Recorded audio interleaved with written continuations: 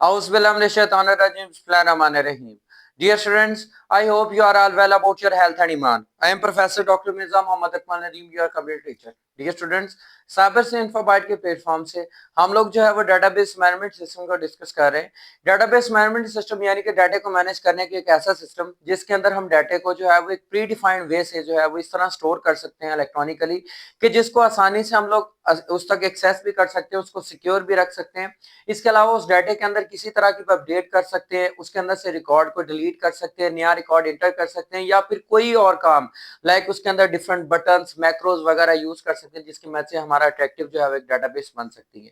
Data store करना ये एक बहुत पुराना फीचर है। पहले लोग जो है वो क्या करते थे, पेपर्स के ऊपर डाटा लिख के उसको फाइल्स के अंदर महफूज करके रखते थे। डिफरेंट पुराने ऑफिस, चाहे गवर्नमेंट के हो, प्राइवेट के हो, बिजनेसेस हो, या फिर हमारे पास जो है वो हमारा बुक वर्क, जिसको हम लोग जो है वो एक बकायदा नोटबुक के ऊपर जो है वो नोट करते थे डेली की एंट्रीज के थ्रू।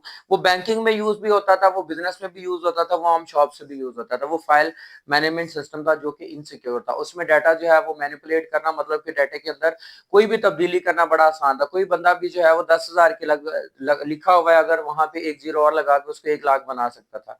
सेम इसी तरह वहां से एक जीरो रेज करके 1000 को 100 कर सकता था, मतलब बहुत इनसिक्योर था। इसके अलावा उसको डाटा को एक जगह दूसरी जगह पहुंचाना बड़ा मुश्किल था। पोस्ट का जरिए या फिर लोग जो है उसको कैरी करके लेके जाते थे। उस बुक को स्टोर करके बड़ी देर तक रखना बहुत ज्यादा मुश्किल होता था, क्योंकि एक पेपर था और वो जो है वो ऑर्गेनिक होने की वजह से बड़ी जल्दी जो है वो खत्म भी हो सकता था।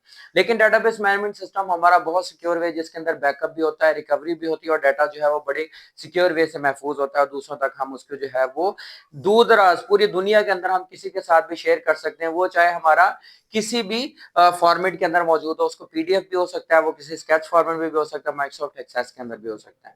ठीक है बेटा, आज का हमारा टॉपिक है जो है वो डाटाबेस ऑब्जेक्ट्स के हवाले से, कि डाटाबेस जो है उसके अंदर बेसिक ऑब्जेक्ट्स कौन से होते हैं, और इसके अलावा हम डिस्कस करेंगे जो डाटाबेस विंडो एमएस एक्सेस के अंदर जिसके अंदर हम लोग डाटाबेस को डिजाइन करते हैं, वो उसके अंदर कौन कौन से बटन्स मेजर मौजूद होते हैं, कौन कौन सी मेजर चीजें मौजूद होती हैं और उनको किस लिए इस्तेमाल किया जाता है।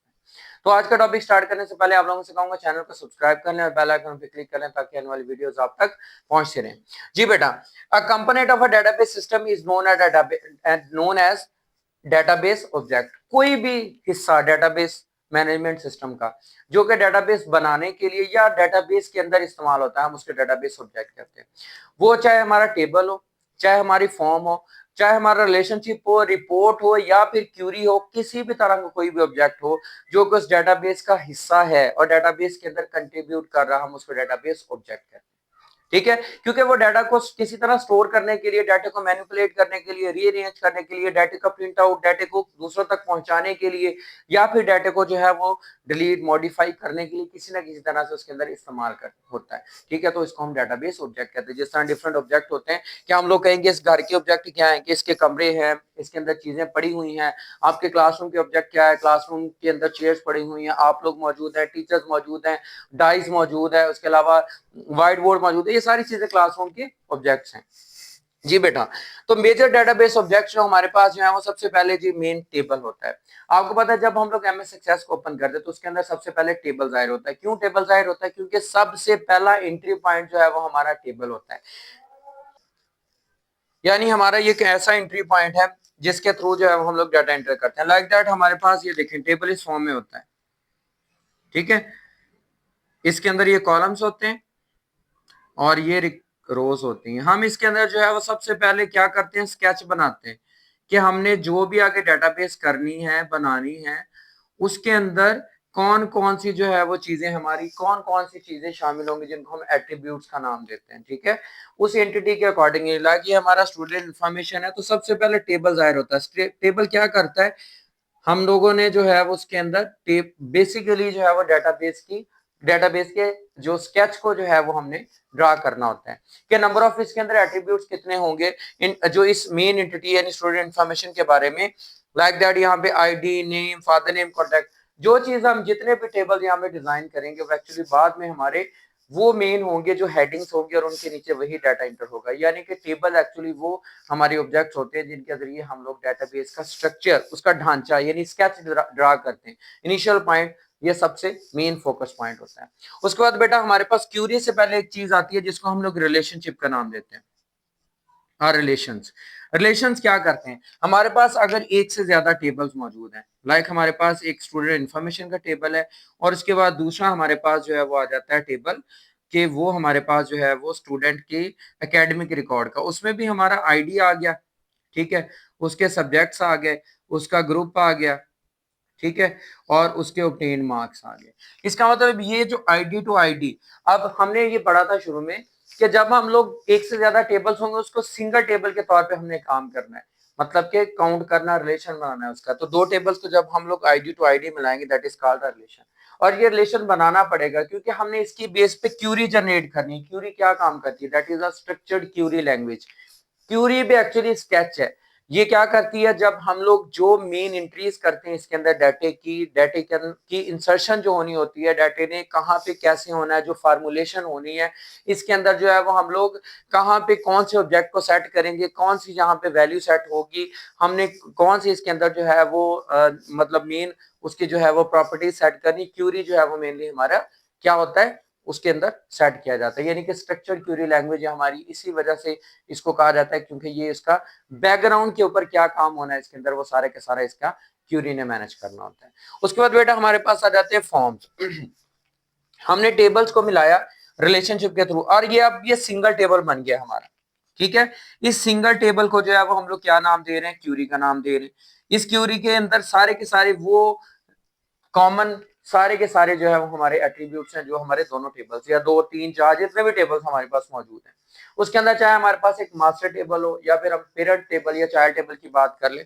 अच्छा, उसके बाद जब हमने स्केच बना लिया अब हमने डाटा उसके अंदर इंटर करना है, लाइक दैट हमने ये ID, name, father name, contact ये सारा बनाया। उसके बाद हमने आईडी, सब्जेक्ट, उसके बाद हमारे पास उसका ग्रुप और रूटीन मार्क्स ये बना लिया। अब इसकी एंट्री के बाद यानी कि ये ग्राफिकल इंटरफेस है हमारा फॉर्म जिसके अंदर हमने डाटे को इंटर करना है, डिलीट करना है या मैनेज करना है।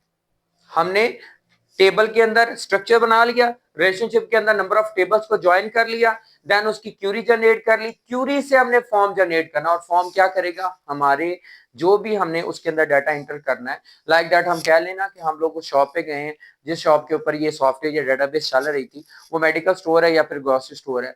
जो वो एंट्रीज कर रहे होते हैं वो आइटम्स को बारकोड के थ्रू या फिर खुद रिटर्न फॉर्म के अंदर लिख रहे होते हैं, वो एक्चुअली फॉर्म होता है। फॉर्म क्या करता है, डाटे की एंट्री का काम करता है और उसके बाद इसको कैलकुलेट करता है। ठीक हो गया। उसके बाद बेटा इसकी main form, last form that is a report. Report क्या काम करती है, रिपोर्ट एक्चुअली जो हमने फॉर्म में डाटा इंटर किया होता है ना उसको एक सिंगल फॉर्म के अंदर एक सिंगल पेज के ऊपर ले आती है जिसको हम आउटपुट कह सकते हैं। यानी टेबल और फॉर्म्स हमारे सारे के सारे इनपुट और प्रोसेसिंग के लिए यूज हो रहे थे, लेकिन फाइनल रिपोर्ट हमारी क्या होगी, अगर तो हमारी स्क्रीन के ऊपर हम उसको सॉफ्ट कॉपी कह देंगे, ठीक है, वो हम लोग किसी के साथ कम्युनिकेशन के लिए जो पीडीएफ फॉर्म में या किसी भी तरह से शेयर कर सकते हैं। और रिपोर्ट जो हमारी वो फिजिकली हम उसको प्रिंट आउट की फॉर्म में भी हम पेपर के ऊपर प्रिंट भी कर सकते हैं। यानी कि हमारे पास रिपोर्ट जो है वो एक्चुअली क्या होगी, लाइक दैट आपने अगर आपका बैंक अकाउंट है, आपके पेरेंट्स का बैंक अकाउंट है, तो आपको ईयरली बेस पे बैंक स्टेटमेंट आती है। बैंक स्टेटमेंट क्या होती है, आपने पूरे साल के अंदर जो ट्रांजेक्शन की होती है वो समराइज्ड वे के अंदर लिखी होती है। इसी तरह रिपोर्ट के ऊपर क्या होता है, उस पूरे के पूरे डाटाबेस की समरी होती है। लाइक दैट आपने सारा दिन जो है डाटाबेस चलाई अपने बिजनेस के अंदर, अपने इदारे के अंदर या फिर किसी ग्रोसरी स्टोर या फिर मेडिकल स्टोर के ऊपर। शाम को आपका बॉस या मैनेजर या जो भी आपसे कहता है कि आज सारा कुछ जो ट्रांजेक्शन हुई है मुझे समराइज्ड वे से उसका प्रिंट आउट चाहिए, या फिर आप किसी फिजिकल कॉपी के अंदर उसको रखना चाह रहे हो, तो आप क्या करते हो, रिपोर्ट उसकी क्रिएट करते हो, देन रिपोर्ट को जो है प्रिंट आउट करके जो है वो उसको आप फाइल में लगा के रख लेते हो, या फिर अपने बॉस को दिखा देते हो कि आज सारा दिन ये काम हुए थे, इसके अंदर यहाँ पे एंट्रीज ये वाली थी, यहाँ पे एंट्रीज ये वाली। तो फॉर्म एक्चुअली हमारी फाइनल फॉर्म जो रिपोर्ट है हमारा that is a final form of the database कह सकते हैं, या फिर कह सकते हैं जो ट्रांजेक्शनल हमारे पास इसके अंदर पॉइंट्स होते हैं। उसके बाद बेटा हमारे पास डेटाबेस विंडोज एमएस एक्सेस की उसके मेन पॉइंट्स कौन से, यानी मेन ऑब्जेक्ट्स कौन कौन से उसके ऊपर होते हैं। सबसे पहले टेबल्स ऑलरेडी हम लोग डिस्कस कर चुके हैं, यानी कि टेबल्स जो सामने हमें स्क्रीन पे नजर आता है, क्योंकि उसकी स्क्रीन इस तरह होती है, ठीक है, ये मेन स्क्रीन होती है, इसके ये पार्ट्स बनाए होते हैं, ये ऊपर उसके सारे टूल बार, मेन्यू बार, या फिर उसको हम लोग जो है वो कोई भी नाम दे सकते हैं, जिस तरह का वर्जन है उसके अकॉर्डिंगली। नीचे विंडो दो हिस्सों में डिवाइडेड होती है। ये वाली विंडो जो होती है, यहाँ पे हमारा सबसे पहले टेबल जाहिर होता है, और यहाँ पे जो है वो जितने भी ऑब्जेक्ट्स होते हैं ना डेटाबेस के, हमने उसके अंदर टेबल बनाया, हमने रिपोर्ट बनाई, उसके अंदर फॉर्म बनाया, वो सारे के सारे नेम्स यहाँ पे जाहिर हो रहे होते हैं। ठीक है, तो सबसे पहली मेन चीज टेबल यानी कि एंट्री के लिए। उसके बाद क्यूरीज, वहां पे ऊपर मेन्यू बार के ऊपर या फिर हमारी टूल बार के ऊपर क्यूरी मौजूद होती है, जिसके ऊपर क्लिक करके हम लोग क्यूरी क्रिएट कर सकते हैं, जनरेट कर सकते हैं, उसे हम लोग काम दे सकते हैं। उसके बाद बेटा फॉर्म, सेम इसी तरह फॉर्म्स है जिसके अंदर डाटा एंट्री करते हैं और वो वहां पे मौजूद होते हैं, और हम लोग उस डाटा एंट्री के थ्रू जो है वो हम लोग काम करते हैं। सेम इसी तरह बेटा रिपोर्ट्स है, रिपोर्ट्स जो है वो फाइनल फॉर्म है, ऑलरेडी डिस्कस कर चुके हैं। ये नई चीजें हैं पेजेस। पेजेस क्या होते हैं, आपको पता है कि वेब पेजेस, हम लोग वेब पेजेस इसलिए कहते हैं क्योंकि वो वेबसाइट के ऊपर होते हैं। जैसे आप लोग www.google.com ओपन करते हैं, उसके अंदर आप एक पेज को रीड कर लेते हैं, वहां पे नेक्स्ट की ऑप्शन या पेज नंबर 2 नीचे लिखा होता है, आप उस पर क्लिक करते हैं, दूसरा पेज उसका ओपन हो जाता है। जिस तरह आप बुक के नंबर ऑफ पेजेस जो है वो एक एक करके रीड करके नेक्स्ट नेक्स्ट नेक्स्ट कैरी करते हैं, इसी तरह वेब के ऊपर भी पेजेस होते हैं। अगर आप इसी साइट को यानी कि आप अपने डाटाबेस को वेबसाइट के ऊपर ऑनलाइन करना चाह रहे हो, तो उसके अंदर जो पेजेस होंगे वो इंडिकेट करेंगे कि आप जो है वो ये पेजेस जो है वो आप कैसे बना सकते हैं, यानी पेजेस के ऑप्शन हमारी इसलिए इस्तेमाल होते हैं। उसके बाद बेटा मैक्रोज, मैक्रोज कहते हैं डिफरेंट बटन्स को। मैंने आपको जिक्र किया कि यहाँ पे बेटा नाम आते हैं कि हमारा table 1, table 2, table 3, form 1, form 2, query 1, query 2 and so on, इसी तरह रिपोर्ट। इसी तरह डिफरेंट मैक्रोज, वो बटन्स होते हैं, वो ऑब्जेक्ट्स होते हैं जो कि हम लोग किसी भी डाटाबेस को रन करने के लिए बनाते हैं। लाइक दैट आपने देखा होगा कि जो है ये वाला बटन जो होता है वो यूज होता है नेक्स्ट मूव करने के लिए, ये होता है बैक मूव करने के लिए, ये होता है लास्ट में मूव करने के लिए, ये होता है फर्स्ट में मूव करने के लिए। इसी तरह जो है वो नेक्स्ट का बटन बनाया होता है, इसी तरह जो है वो आपका फिनिश का बटन बनाया होता है। इन सबको मैक्रोस कहा जाता है। मैक्रोस क्यों कहा जाता है, क्योंकि ये काम ही ऐसा करते हैं जिसकी मदद से जो है वो हम लोग किसी भी चीज को जो है वो एक बकायदा स्ट्रक्चर्ड वे से वन आफ्टर अदर जो है वो हम लोग उसको चला सकते हैं। लाइक दैट हम लोग एक पेज से दूसरे पेज पे डाटाबेस में मूव करना चाह रहे हैं, या फिर हम टेबल से फॉर्म में, फॉर्म से रिपोर्ट में जाना चाह रहे हैं, या फिर हम लोग जो है वो उसके अंदर जितना भी हमने रिकॉर्ड का काम किया है, 1 से second, third, fourth, fifth record में जाना चाह रहे हैं, तो उसके लिए हम लोग इन मैक्रोज का ही इस्तेमाल करते हैं। ये हमारे ऊपर विंडो के ऊपर मौजूद होते हैं, आप लोग एमएस एक्सेस को ओपन करके देख सकते हैं। इस चैनल के ऊपर जो है वो बकायदा इसकी वीडियोस पड़ी हुई हैं, जो कि प्रैक्टिकली जिसके अंदर मैंने डेमोन्स्ट्रेट किया हुआ है कि किस तरह जो है वो आप लोग एमएस एक्सेस को इस्तेमाल करते हुए उसमें से चीजों को ढूंढ सकते हैं, कहाँ कहाँ पे कौन सी ऑप्शन किस टैब के अंदर मौजूद है। ठीक है, रिबन को बकायदा मैंने डिफाइन किया, 2016 वर्जन भी है, 2011 7 भी है, आप इन सबको देख सकते हैं। उसके बाद बेटा हमारे पास मॉड्यूल्स हो जाते हैं, मॉडल्स इनको कहा जाता है, यानी नमूने, कि यहाँ पे ये हमारा स्केच बना हुआ है, इस डेटाबेस का है, ये इस डेटाबेस का है, और इसके अंदर खास तौर पे प्रोग्रामिंग के थ्रू वीबी का इस्तेमाल करते हुए हमने कोई भी जो है वो अगर स्ट्रक्चर वहां पे बनाया हुआ तो हम लोग उसको मॉडल का नाम देते हैं। ठीक है बेटा, तो ये हमारे बेसिकली डाटाबेस ऑब्जेक्ट्स हैं, और इसके अलावा ये हमारे मेजर डाटाबेस ऑब्जेक्ट्स थे, और इसके अलावा एमएस एक्सेस की विंडो के अंदर जो ऑब्जेक्ट्स मौजूद होते हैं उनको भी हमने डिस्कस किया। तो उम्मीद करता हूँ कि आपको इसकी अच्छी तरह से समझ आ चुकी होगी। फिर भी अगर इसके अंदर कंफ्यूजन हो, कोई भी क्यूरी, कोई भी क्वेश्चन हो, तो लाजमी तौर पे कमेंट बॉक्स में आपने पूछना है। इसके अलावा अगर आपको वीडियो पसंद आई हो तो लाजमी तौर पे अच्छे कमेंट भी करने हैं और वीडियो को लाइक भी करना है, और चैनल को सब्सक्राइब करना है, बेल आइकन पे क्लिक करना है, ताकि आने वाली वीडियोस आप तक पहुंचते रहें। और अगर आपको अपने दोस्तों के साथ भी चैनल को लाजमी तौर पे आपने शेयर करना है, क्योंकि इल्म फैलाना बेटा बहुत बड़ी जो है एक नेमत है, नेकी है। अल्लाह ताला इल्म फैलाने का उतना ही ज्यादा बदला देता है, जितना ज्यादा आप इल्म फैलाओगे आपके इल्म में भी उतना ज्यादा इजाफा फरमाएगा। जिस तरह मैं आप लोगों तक ये चीजें पहुंचा रहा हूँ, आगे आप भी इस चीज को आगे फैलाएं, ताकि वो लोग भी इससे ज्यादा फायदा हासिल कर सकें। ठीक है बेटा, अपना बहुत ज्यादा ख्याल रखिएगा, दुआ में याद रखिएगा। मिलते हैं इंशाल्लाह नेक्स्ट वीडियो के अंदर। जज़ाकल्लाह।